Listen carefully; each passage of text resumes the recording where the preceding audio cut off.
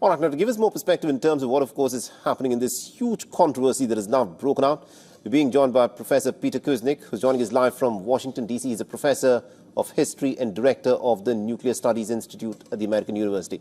Professor Kuznick, this is a controversy that I'm sure is going to be talked about for many days to come now. An F-16 fighter jet given by the Western allies to Ukraine goes down.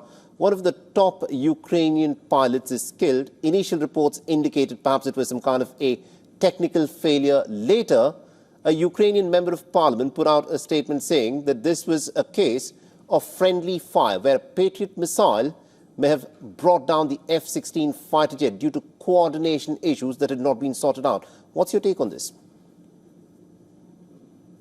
Inside Ukraine, this looks very bad right now. The pilot, nicknamed Moonfish, was a hero. He is one of very few Ukrainian pilots who are adequately trained to fly the F-16s. So the fact that they lost Juice, who was previously the face of the program, in an accident before, and now they've lost Moonfish, is a serious emotional, psychological blow to the Ukrainian military. Whether it was an accident because of mechanical failure, whether it was shot down by a Patriot missile by mistake, whether it was the Russians who shot it down, this is a big blow. Ukraine has promised about 65 of these F-16s. Now you have to remember that the F-16 was introduced back in 1978. It has already been retired by most militaries and replaced by F-35s, which are much more modern, more capable planes.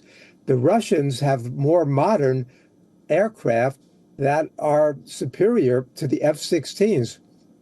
So even though a lot has been made about the delivery of the F-16s, these are not some super weapon that's going to suddenly turn the tide in Ukraine's favor. Also, normally training would take more than a year, but they've been speeding this up to 6 months or even less. So there are very few skilled, trained pilots inside Ukraine. And the fact that they've already lost two of the most prominent is a serious blow to the Ukrainian military. At the same time, they're suffering so much loss on the Eastern Front.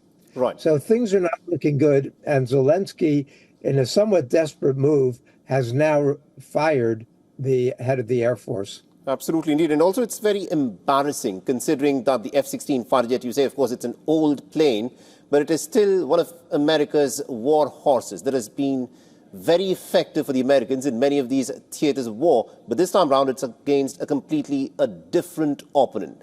Now, Ukraine has been asking for more than 100 F-16 fighter jets to be sent across for them to be used in this Ukrainian war theater. Do you think the Americans will now be a little reluctant if more F-16s are to be lost on the battlefield?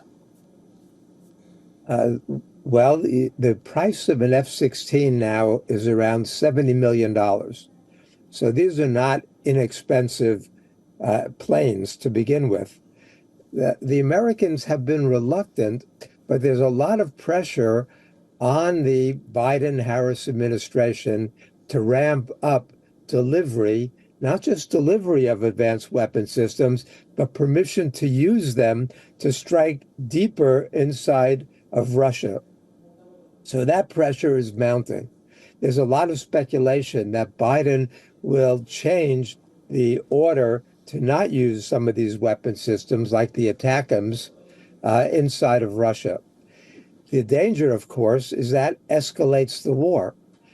We don't know where Putin's red lines are. Putin considers this to be a NATO operation in terms of this providing the planes, training the pilots, giving them the intelligence that they need. So every time we escalate on this ladder, we get closer and closer to a real war between Russia and NATO and the possible use by Russia of nuclear weapons. So that's what has many of us alarmed.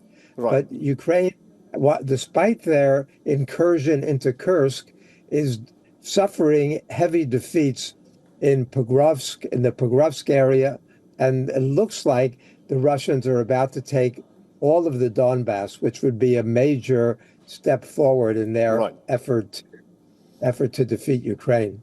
Absolutely indeed. Professor, thank you very much indeed, sir, for joining us and getting us all those insights there. My pleasure.